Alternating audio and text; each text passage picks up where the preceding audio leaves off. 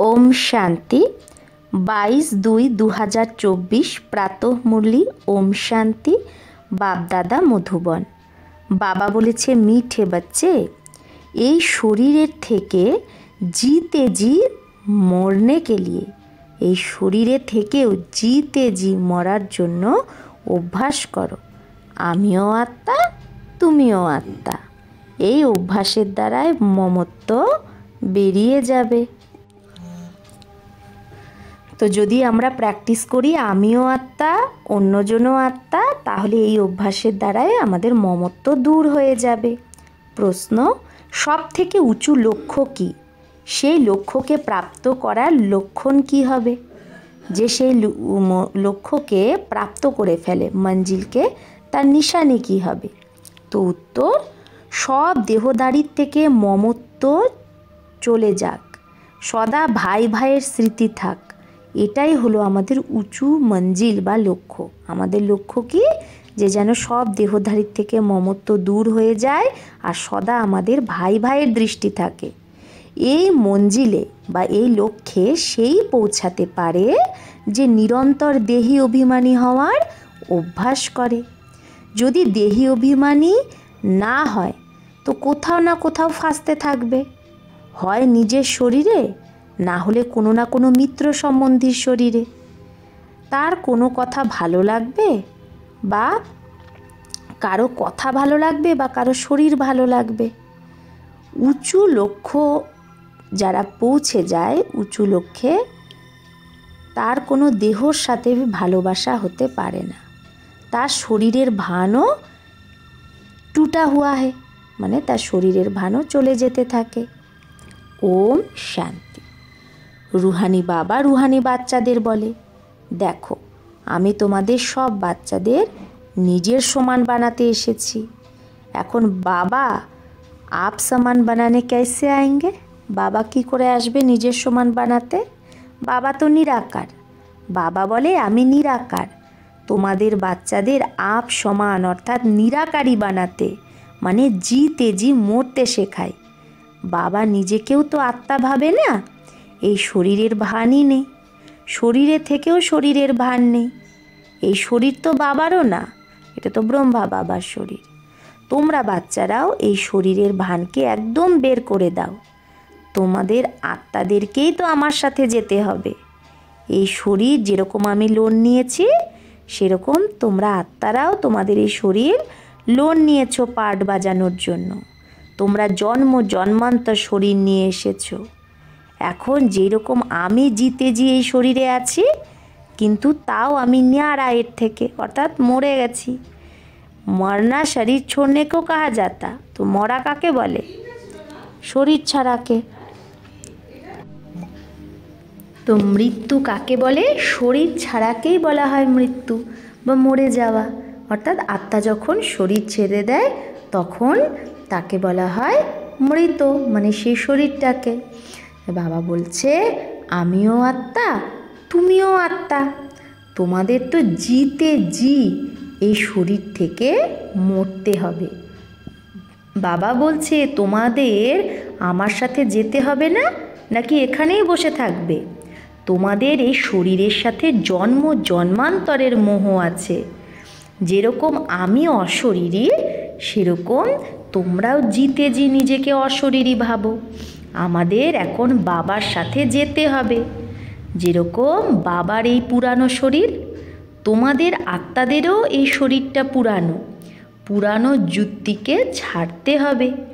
যেরকম বাবার এর প্রতি মমত্ব নেই, তোমরাও এই পুরানো যুক্তি থেকে মমত্ব বের করে দাও। বাবা বলছে তোমাদের মমত্ব রাখার অভ্যাস হয়ে গেছে, বাবার তো অভ্যাস নেই। বাবা তো জিতে জি মারে হুয়ে, তোমাদেরও জিতে জি মরতে হবে।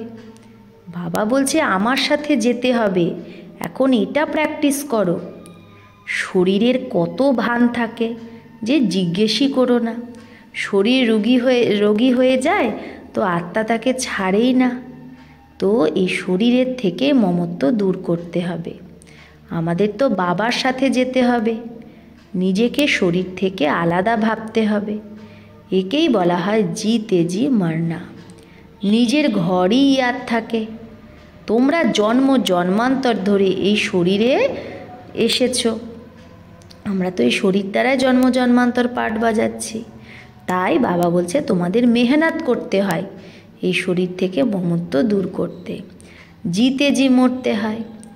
বাবা তো এই ব্রহ্মার তনে আসে টেম্পোরারি, তো মরকর চলনে সে, তাই বাবা বলছে মরকর চলনে সে, অর্থাৎ নিজেকে আত্মা ভেবে চলতে কোনো দেহধারীর সাথে মমত্ব থাকে না।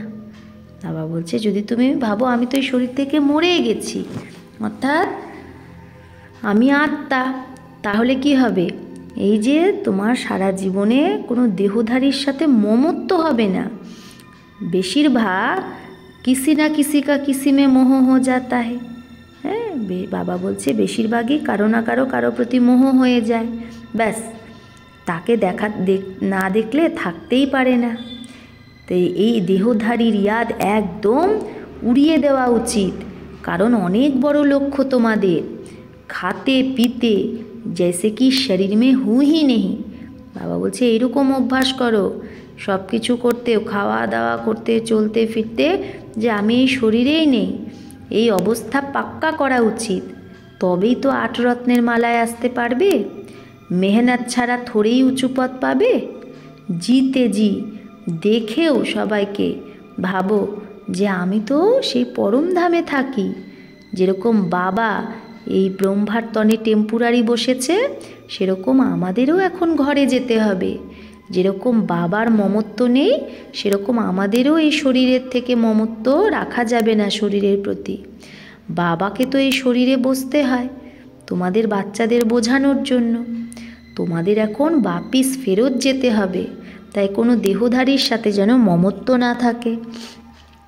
অমুকে খুব ভালো, এ খুব মিষ্টি, তো এইভাবে আত্মার বুদ্ধি চলে যায় না। বাবা বলে শরীরকে না, আত্মাকে দেখতে হবে। শরীরকে দেখলেই তোমরা ফেঁসে যাবে, মরবে। বড় লক্ষ্য। তোমাদেরও জন্ম জন্মান্তরের পুরানো মমত্ব আছে, বাবার মমত্ব নেই, তবেই তো তোমাদের বাচ্চাদের বাবা শেখাতে আসে। বাবা নিজে বলে আমি তো এই শরীরে ফাঁসি না, তোমরা ফেঁসে আছো, আমি তোমাদের ছাড়াতে এসেছি। তোমাদের 84 জন্ম পুরো হয়েছে, এখন শরীর থেকে ভান দূর করো, শরীরের ভান। দেহি অভিমানী হয়ে না থাকলে তুমি কোথাও না কোথাও ফেঁসে যাবে। কারো কথা ভালো লাগবে, কারো শরীর ভালো লাগবে, তো ঘরেও তারই কথা মনে পড়তে থাকবে। তো শরীরের ওপর ভালোবাসা হলে হাড় খেয়ে যাবে। এরকম অনেকেই খুব খারাপ হয়ে যায়। বাবা বলে স্ত্রী পুরুষের সম্বন্ধ ছেড়ে নিজেকে আত্মা ভাবো। এও আত্মা, আমিও আত্মা। আত্মা ভাবলে শরীরের ভান দূর হতে থাকবে।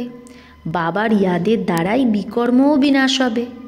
এই কথার উপর তোমরা ভালোভাবে বিচার সাগর মন্থন করতে পারো। বিচার সাগর মন্থন করা ছাড়া তোমরা উচ্ছল নেই সকেঙ্গে, মানে জ্ঞানে উমঙ্গ উৎসাহ পাবে না। এটা পাক্কা হওয়া চাই যে আমাদের অবশ্যই বাবার কাছে যেতে হবে। মূল কথাই হলো ইয়াদের 84 চক্র পুরো হয়েছে, এখন আবার শুরু হবে নতুন করে। এই পুরানো দেহ থেকে মমত্ব যদি না সরাও তাহলে ফেঁসে যাবে। না হলে হয় নিজের শরীরে ফেঁসে যাবে, যদি নিজের এই পুরানো দেহ আর দুনিয়া থেকে মমত্ব না সরাও তাহলে হয় নিজের শরীরে বা কোনো মিত্র সম্বন্ধীর শরীরে ফেঁসে যাবে। তোমাদের তো কারো সাথে দিল লাগানো যাবে না। নিজেকে আত্মা ভেবে বাবাকে ইয়াদ করতে হবে। আমি আত্মাও নিরাকার, বাবাও নিরাকার। আধা কল্প তোমরা ভক্তি মার্গে বাবাকে ইয়াদ করেছো না। হে প্রভু বললে শিবলিঙ্গই সামনে আসবে। কোনো দেহধারীকে হে প্রভু বলতে পারা যায় না। সবাই শিবের মন্দিরে যায়, তাকেই পরমাত্মা ভেবে পূজা করে। উঁচু থেকে উঁচু ভগবান একজনই, উঁচু থেকে উঁচু অর্থাৎ পরম ধামে থাকে। ভক্তিও প্রথমে অব্যভিচারী হয় একজনের, তারপরে ব্যভিচারী হয়ে যায়। তো বাবা বারবার বাচ্চাদের বোঝায় যে তোমাদের উঁচু পথ পেতে হলে এটা প্র্যাকটিস করো, দেহের ভান ছাড়ো। সন্ন্যাসীরাও বিকারকে ছাড়ে না, আগে তো শতপ্রধান ছিল, এখন তো সন্ন্যাসীরাও তমপ্রধান হয়ে গেছে। শতপ্রধান আত্মা আকর্ষণ করে, অপবিত্র আত্মাদের আকর্ষিত করে, কারণ সেই আত্মারা পবিত্র থাকে। ভালে পুনর্জন্মে আসে, তাও পবিত্র হওয়ার কারণে আকর্ষিত করে। কতজন তাদের ফলোয়ার্স হয়ে যায়। যত পবিত্রতার শক্তি বেশি থাকে তত তার বেশি ফলোয়ার্স হয়। এটা তো বাবা, বাবা হলো এভার পিওর আর বাবা গুপ্ত, ডবল না। তো তাকাত সারি উনকি হে, তো বাবার শক্তি কত, ইনকি ব্রহ্মা কি নেই। তাই বাবা বলছে ব্রহ্মার তাকাত নেই, সব তাকাত এই শিব বাবার।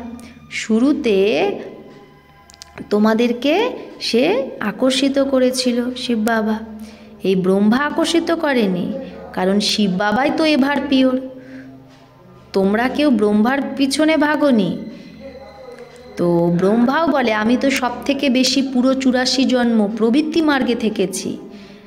আর তাই বাবা বলছে ব্রহ্মা তো 84 বার জন্ম নিয়েছে, কত পতিত হয়ে গেছে, তো এ তোমাকে খিঁচতে পারে না, আকর্ষিত করতে পারে না। বাবা বলে আমি তোমাদের আকর্ষিত করেছি। শিব বাবা ভালে সন্ন্যাসীরা পবিত্র থাকে, কিন্তু বাবার মতো পবিত্র তো কেউ হবে না। বাবা বলছে মানুষ তো ভক্তি মার্গে শাস্ত্র আদি শোনায়, আমি এসে তোমাদের সব বেদশাস্ত্রের সার শোনাই।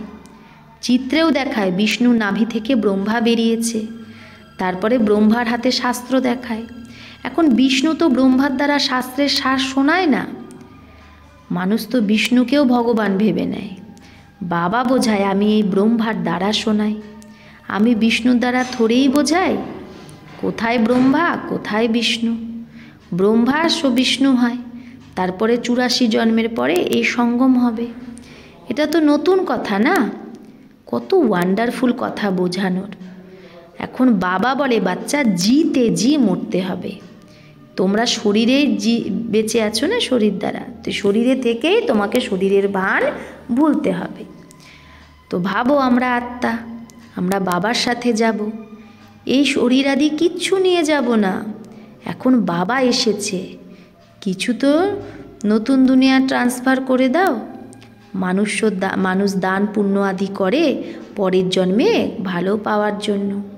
তোমাদেরও নতুন দুনিয়ায় সব কিছু পাবে, এটাও ইয়ে ভি করেঙ্গে, তো সেটাও দান পুণ্য সেই করবে যে কল্প আগে করেছিল। কম বেশি কিছুই হয় না, তোমরা সাক্ষী হয়ে দেখতে থাকো, কিছু বলারও দরকার নেই। তাও বাবা বোঝায় যে কিছু করে তো তারও অহংকার আসা উচিত নয়। আমি আত্মাই শরীর ছেড়ে যাব, সেখানে নতুন দুনিয়ায় গিয়ে নতুন শরীর নেব।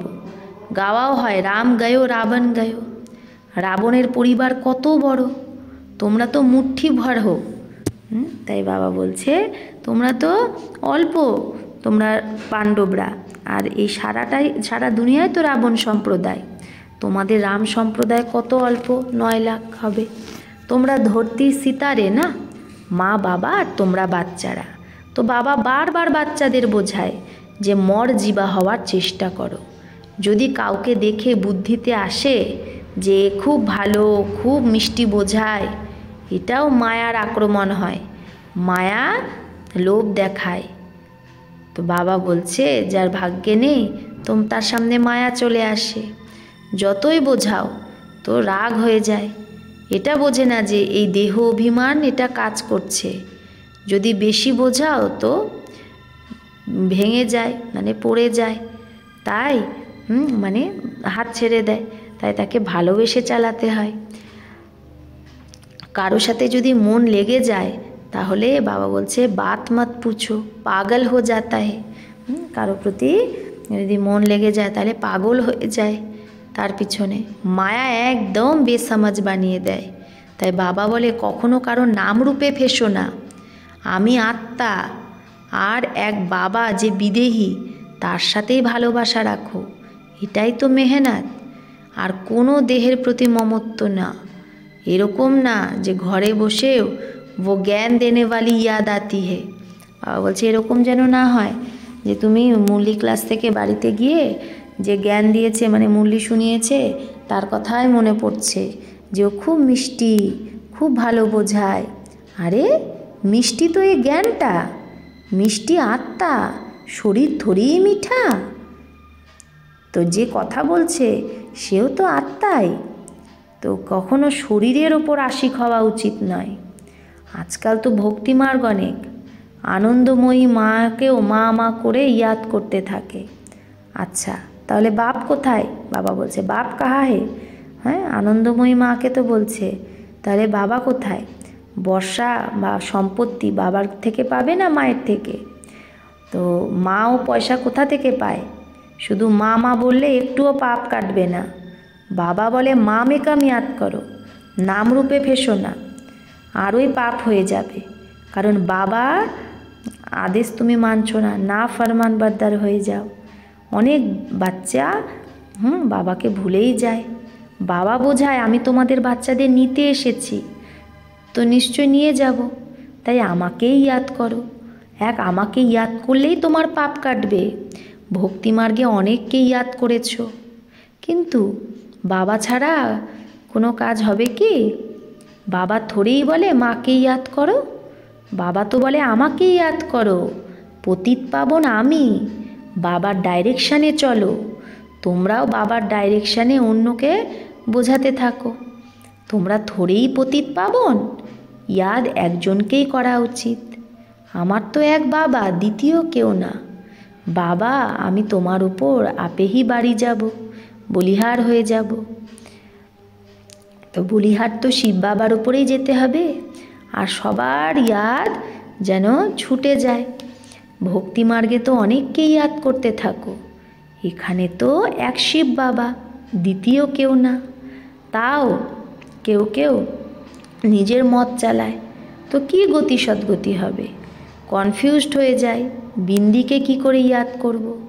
আরে বাবা বলছে আপনি আত্মা ইয়াদ হে না? তো বাবা বলছে তোমার নিজের আত্মাকে ইয়াদ আছে না যে আমি আত্মা? আর বাবাও বিন্দিরূপ, আমিও বিন্দিরূপ। বাবার থেকেই তো বর্ষা পাবো। মা তো তাও দেহধারী হয়ে যায়। মা মানে এখানে ব্রহ্মা বাবার কথা বলছে, সেও তো দেহধারী। আর তোমাদের তো বিদেহীর থেকে বর্ষা বা সম্পত্তি নিতে হবে। তাই আর সব কথা ছেড়ে এক বাবার সাথে বুদ্ধি যোগ লাগাও। अच्छा मीठे मीठे सिकिलधे बच्चों प्रति माता पिता बाप दादा का याद प्यार और गुड मॉर्निंग। रूहानी बाप की रूहानी बच्चों को नमस्ते। हम रूहानी बच्चों की रूहानी माता पिता बाप दादा को याद प्यार गुड मॉर्निंग और नमस्ते नमस्ते नमस्ते। शुक्रिया बाबा, आपको लाख लाख शुक्रिया। धारणार जन्य मुख्य सार एक, शरीरेर भान शेष करार जन्य चलते फिरते अभ्यास करते हबे जेन कि आमी शरीरे थेके मरे गेছি, এই শরীরে আমি আর নেই। নিয়ারে শরীর থেকে আমি আলাদা, শরীরে নেই। শরীর ছাড়া শুধু আত্মাকে দেখো। 2, কখনো কারো শরীরের উপর তোমাদের আশিক হলে চলবে না। এক বিদেহী বাবার সাথেই ভালোবাসা রাখতে হবে, এক বাবার সাথেই বুদ্ধিযোগ লাগাতে হবে। বরদান, সেবা আর স্বপুরুষার্থের ব্যালেন্স দ্বারা ব্লেসিং যে প্রাপ্ত করে সেই কর্মযোগী ভব। সেবা আর স্বপুরুষার্থের ব্যালেন্স দ্বারা ব্লেসিং প্রাপ্ত যে করে সেই কর্মযোগী ভব। তো বাবা বলছে কর্মযোগী অর্থাৎ কর্মের সময়ও যেন যোগের ব্যালেন্স থাকে। সেবা অর্থাৎ কর্ম আর স্বপুরুষার্থ। সেবা মানে কর্ম আর স্বপুরুষার্থ, নিজের পুরুষার্থ অর্থাৎ যোগযুক্ত। এই দুটোর ব্যালেন্স রাখলেই একটাই শব্দ ইয়াদ রাখো। হ্যাঁ, বাবা বলছে এই যে কর্ম আর স্বপুরুষার্থ এর ব্যালেন্স রাখার জন্য একটা শব্দ ইয়াদ রাখো, যে বাবা কারাবানহার আর আমি আত্মা করণহার। এই একটা শব্দ ব্যালেন্স খুব সহজেই বানিয়ে দেবে আর সবার ব্লেসিং পাবে। যখন করণহারের বদলে নিজেকে করাবানহার ভেবে নাও তো ব্যালেন্স থাকে না, আর মায়া নিজের চান্স নিয়ে নেয়। তো যখন করণহারের বদলে নিজেকে করাবানহার ভেবে নাও তো ব্যালেন্স থাকে না, আর মায়া নিজের চান্স নিয়ে নেয়। स्लोगन, नज़र से निहाल करने की सेवा करनी है तो बाप दादा को अपनी नज़रों में संभालो। যদি আমরা নজরের দ্বারা মানে দৃষ্টির দ্বারা সেবা করতে চাই, তাহলে বাপ দাদাকে নিজের নজরে মানে নিজের নয়নে বাবাকে রাখতে হবে।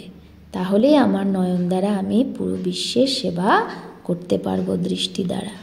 আচ্ছা, ওম শান্তি।